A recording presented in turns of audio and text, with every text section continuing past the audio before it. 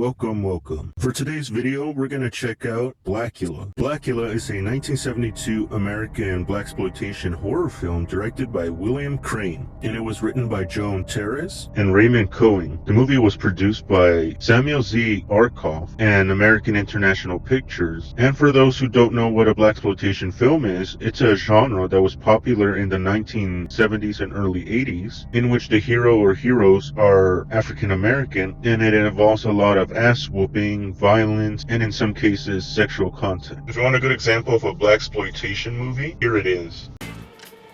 Oh, you out of time, baby.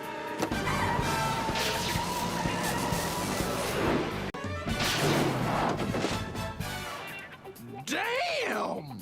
Rufus Griffin stars in Black to the Future. And believe it or not, it has been criticized by the NAACP for being a negative image for African Americans. And so with all that out of the way, let's get into it. The film begins in 1780 at Castle Dracula in Transylvania, where we meet our protag of the film, Prince Momowalde, played by William Marshall, who was in films in the 50s and 60s, like Lydia Bailey and the Boston Strangler, and he is well known as the king of cartoons in Pee-wee's Playhouse. Anyways, Prince Momowalde and his wife Luva, played by Bonetta McGee, go to Transylvania to seek help from Count Dracula, played by Charles Macaulay, in order to stop the slave trade, but Dracula refuses. Slavery has merit, I believe. Merit? You find merit in barbarity? Barbarous from the standpoint of a slave, perhaps. What an asshole! Of course he finds merit in slavery. Just look at Renfield. No, Master. I wasn't going to say anything. I told them nothing. I'm loyal to you, Master. And Dracula even hits on Luva. I would willingly pay for so beautiful an addition to my household as your delicious wife. Sir, are you ill? No shit, Sherlock. Wow, he is one thirsty motherfucker. Anyways, Momowalde wants to leave, but Dracula sends his minions after him, and Momowalde starts kicking ass.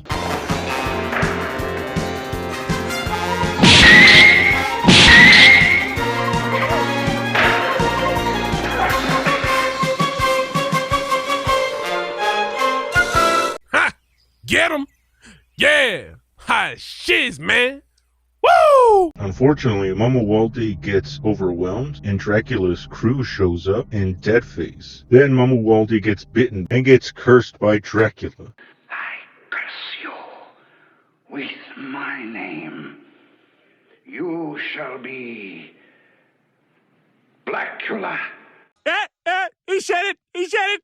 Oh, and fun fact, this is the only time he gets called Blacula. Anyways, Dracula imprisons Momowalde in a sealed coffin hidden beneath the castle while leaving his wife Luva to die in the chamber. But enough of that shit, time for the opening credits.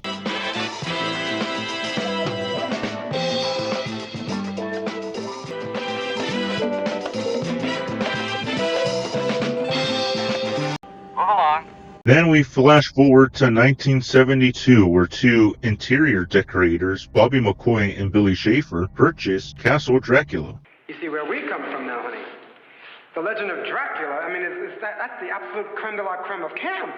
Oh, I know. I've seen all of his movies. I'm a real fan. Don't shock the poor man, baby.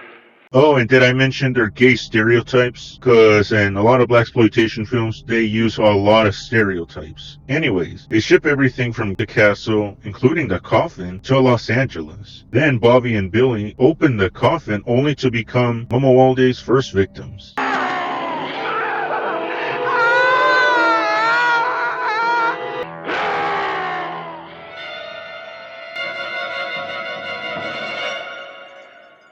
Well, we're fucked. At the funeral, where Bobby McCoy's body is laid, Momowalde spies on McCoy's mourning friends like Tina Williams, again played by Bonetta McGee, her sister Michelle, played by Denise Nichols, and Michelle's boyfriend, Dr. Gordon Thomas, played by Thalmus Razulala, a pathologist for the Los Angeles Police Department. Anyways, Momowalde becomes obsessed with Tina as she resembles Luva, and Thomas notices some oddities with McCoy's death. His veins are empty. Yeah, they collapse with pressure and don't return to shape, and his color. He wouldn't be this color unless he lost a lot of blood. That is pretty sus. Then Mama Walde follows Tina after leaving the funeral home and unintentionally frightens her. And so Tina books it and drops her shit, and Mama Walde takes the purse and he loses track of her. And if his luck wasn't bad enough, this happens. I lost him because of you. Imbecile! Imbecile? You're the nut that ran in front of my cab. You're the only imbecile on this street. Boy. And so Mama Walde then kills the cabbie, Juanita Jones, just for her driving. Yeah, back in the day, this is how you gave out one-star reviews. The next day, Gordon arrives at the city morgue to inspect Juanita Jones' corpse, and the morgue attendant, Sam, has the quote-unquote cause of death. Fine job for a woman. Running a cab. Ask me, she's looking for something. You know what I mean? Looking for something. Yes, Sam. Get me a cup of coffee, will you? All right, I can take a hint. That's some old bullshit. Oh, and fun fact, Sam here is played by Elijah Cook Jr., who I know from films like The Maltese Falcon and The House on Haunted Hill. Anyways, Gordon finds 2 puncture wounds on her neck, just like on Bobby McCoy. He later goes to the LA Police Department to get the case reports for Bobby McCoy and Billy Schaefer, but with no luck. Lieutenant, division says those reports were lost before distribution. They said that Dr. Thomas's office called just this morning about them, and the sergeant told Dr. Thomas's secretary that he couldn't find them. Strange how so many sloppy police jobs involve black victims. You're getting paranoid. Schaefer wasn't black. And the police lieutenant, Peters, is also curious about the case. You got something. What is it? When I know, I'll tell you. Does it look organized? Been a lot of Panther activity lately. Panthers? Come on, Jack, don't cop out. 2 faggot interior decorators and a lady cab driver. Panthers? Oh, come on. And in case anybody is wondering, they are not talking about the Black Panther, T'Challa, but the Black Panther Party, a Black Power political organization. Later on, Thomas, Michelle, and Tina celebrate Michelle's birthday at a nightclub where the Hughes Corporation is performing. I say, look the other way when it come by you. Look the other way when it come by you. And you may know the Hughes Corporation by their most famous hit song, Rock the Boat. Rock the boat, don't rock the boat, baby. Rock the boat, don't tip the boat over. Rock the boat. And Mama Walde shows up to return Tina's purse that she dropped the night before. Hell, he even joins the party where he introduces himself. He even apologizes for scaring Tina. When you left the mortuary, I had to follow you. I didn't consider that I might frighten you. That is pretty sus. Then Thomas answers a phone call from the funeral director who informs him that McCoy's body has gone missing. But enough of that shit, time to see Mama Walde's game. You bear an amazing resemblance to my wife, whom I lost a short while ago. I'm very sorry. I love her very much. Wow. The interesting thing about that is... And Mama Walde gets cock-blocked by Nancy, a photographer who takes a photograph of the group together. And Mama Walde leaves and asks Tina to see him again the following evening. That is one strange dude. Who is it? One strange dude. I gotta check this cat out again, man. Did you see the rags he had on? Bad case. Oh, you sly dog! Soon after, Nancy develops the photograph, and Mama Walde sneaks inside just as Nancy sees that Mama Walde is absent in the photos.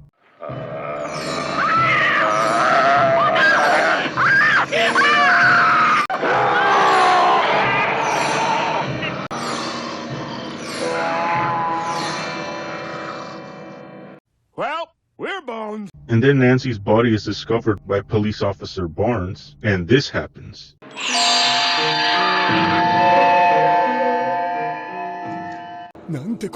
Oh my god! Meanwhile, Gordon is wondering what the hell is going on with the case, and he wants to dig up Billy Schaefer's grave. But he can't get permission to dig up the grave, but he wants to anyways. Hell, he even convinces Michelle to help him. Gordon, I'm always with you, right? Right.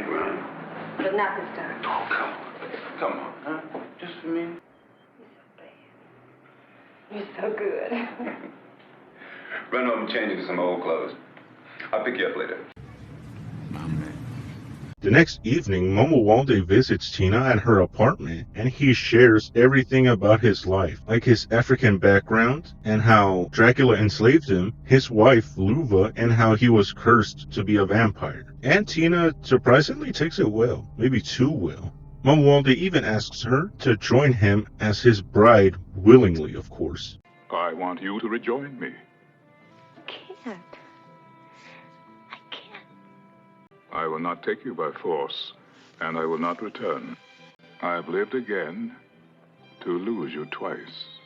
That's so unbelievably sad. That's like Academy Award nominated sad. Man, I cried because of this story. I got allergies. But that was pretty sad. And so Momuwalde and Tina then spend the night together, if you know what I mean.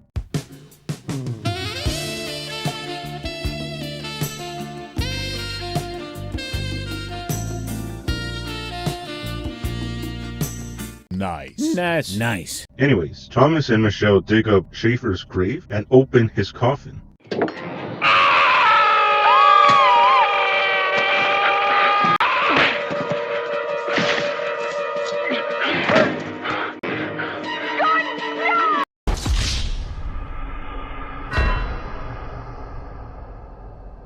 Yeah, after that shit, Michelle's freaked the fuck out, and Thomas tries to comfort her that Billy was a vampire, and that Bobby is also a vampire somewhere. Thomas then calls the morgue and alerts Sam to take Juanita Jones' body out of deep freeze and leave. Gordon then drops Michelle off with Lieutenant Peters' wife, and he leaves with Peters. Meanwhile, Sam rolls Juanita's body out and neglects to lock the door, allowing Juanita to thaw out, and this happens.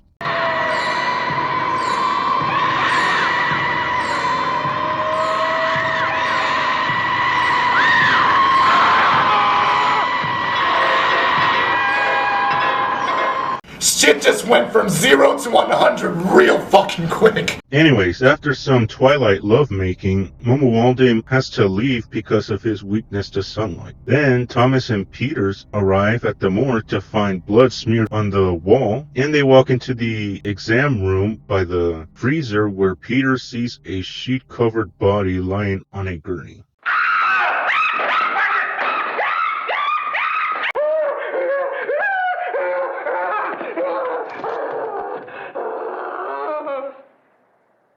That's what I couldn't tell you about. That's why you had to see it for yourself. I wouldn't have believed it. No shit, Sherlock. After that shit, Peters and Gordon have to figure out how to deal with vampires and how to catch their culprit. Later that evening, Thomas, Michelle, and Tina are enjoying drinks at the club when Momuwalde arrives to pick up Tina. Thomas then questions Momuwalde about vampires and makes it known that the police are planning a search for the vampire's coffin, provoking an uncomfortable Momuwalde and Tina to leave. Soon after, Thomas searches Nancy's house and finds a photo negative of Tina standing in front of an invisible Momuwalde. And Thomas figures out that Momuwalde is the vampire they are looking for, and that Momuwalde and Tina are still together. Having none of that shit, Thomas rushes to Tina's apartment and finds them sucking face, and he cock blocks that shit. So Momuwalde knocks Thomas out and books him, and even kills a police officer in a nearby alley as he escapes. Later on, the police see McCoy walking down the street of Los Angeles, and so Thomas, Peters, and several police officers track Bobby to a hideout at the warehouse from earlier. They look inside only to find a nest of several vampires there, and the cops start blasting. It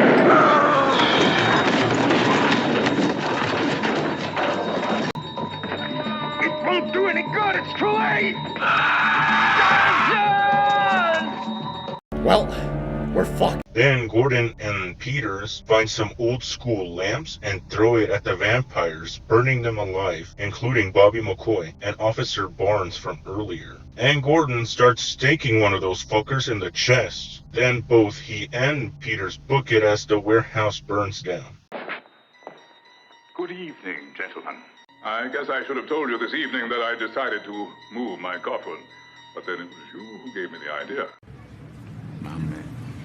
And Momuwalde escapes bat style. Then Gordon and Michelle warn Tina to stay away from Momuwalde, but she can't. Then, Gordon, Michelle, and Peters keep watch over Tina from afar as the police tell people to go home. And Mama Walde shows up as a bat again and hypnotizes Tina into going to his new hideout at a nearby underground chemical plant at Playa del Rey. And Thomas and the other police officers pursue her. And so Mama Walde greets Tina with a bat hug. However, the cops arrive and they book it. And Mama Walde then kills one of the cops. However, another shows up and starts blasting.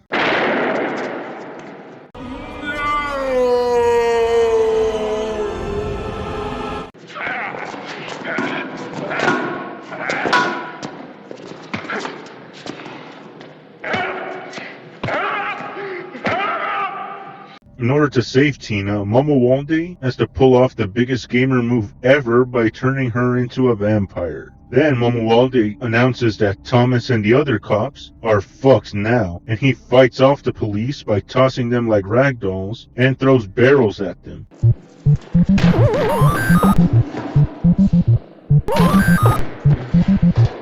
Oh yeah, he also kills a few. Luckily, the group locate the coffin, and this happens.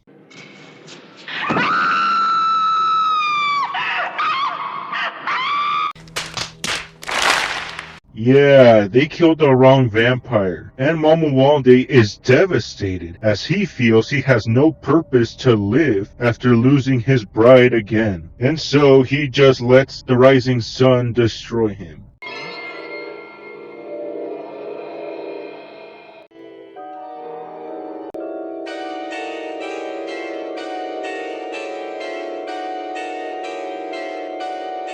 And that was Blacula. The film was released with mixed reviews in the United States, but it was one of the top grossing movies of the year as it gained over $1 million over a budget that was estimated to be $500,000. It was also the first film to receive an award for Best Horror Film at the Saturn Awards. And the film was also followed by a sequel, Scream, Blacula Scream, in 1973. And the film inspired a wave of blaxploitation filmed horror films. In addition, it paved the way for every black horror film and several black-led horror films that have followed since its release, like in Death by Temptation, Candyman, Vampire in Brooklyn, Blade, and Get Out, just to name a few. Blacula himself has also been referenced a few times in pulp culture. Don't believe me? Check it out. We now return to Blacula meets Black Dracula.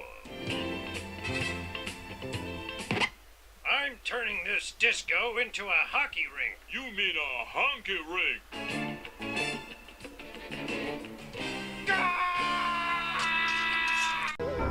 Dracula don't suck. You're a vampire. Vampires suck blood. No, see, that's a myth. Dracula scrape with his fangs and lick up the blood. Like this. See? Yes, I only hunt Blaculas. Oh, so you only hunt African-American vampires? No, sometimes I hunt British vampires. They don't have African-Americans in England. Oh, yeah.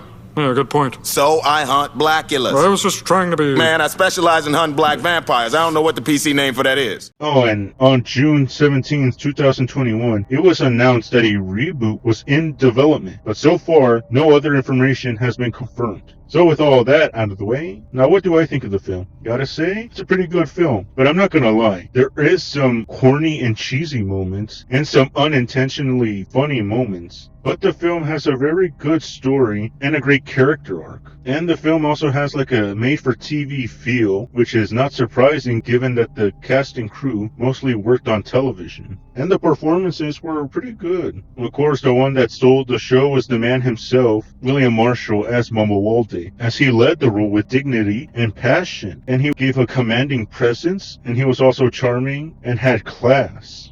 And believe it or not, William Marshall also had a hand in creating the character behind the scenes, as the character was originally going to be a pimp named Andrew Brown, but William Marshall insisted of making him into an African prince, and we thank him for it. Also, Thamulus is great as a Van Helsing stand-in, as this dude brings dedication to his role, and he makes for a pretty good vampire slayer. And he also has great chemistry with his co-star, Denise Nichols. Now, as for Tina, at first to me she seem like the weakest link, but if you look closely, it seems like she's in a trance whenever Momuwalde's around. I'm not sure if it's intentional or not that Momuwalde has hypnotized her in the same way Dracula does his victims. Also, you gotta love that funky soundtrack.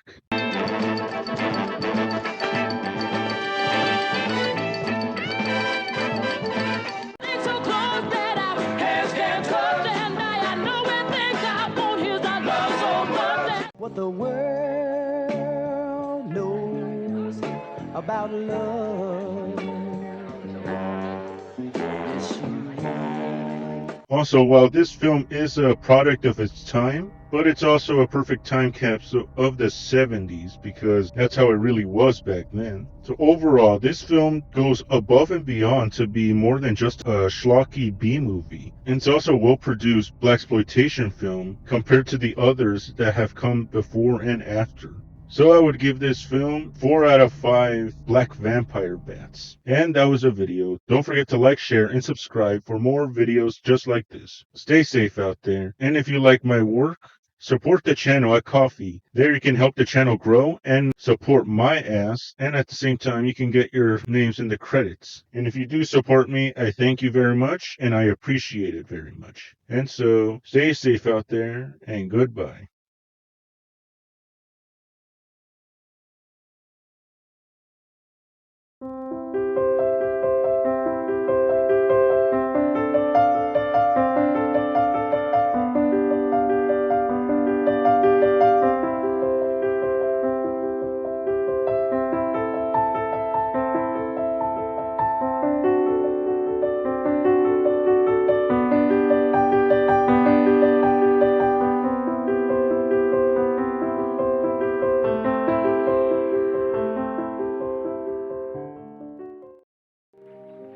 That is the rudest nigger I've ever seen in my life.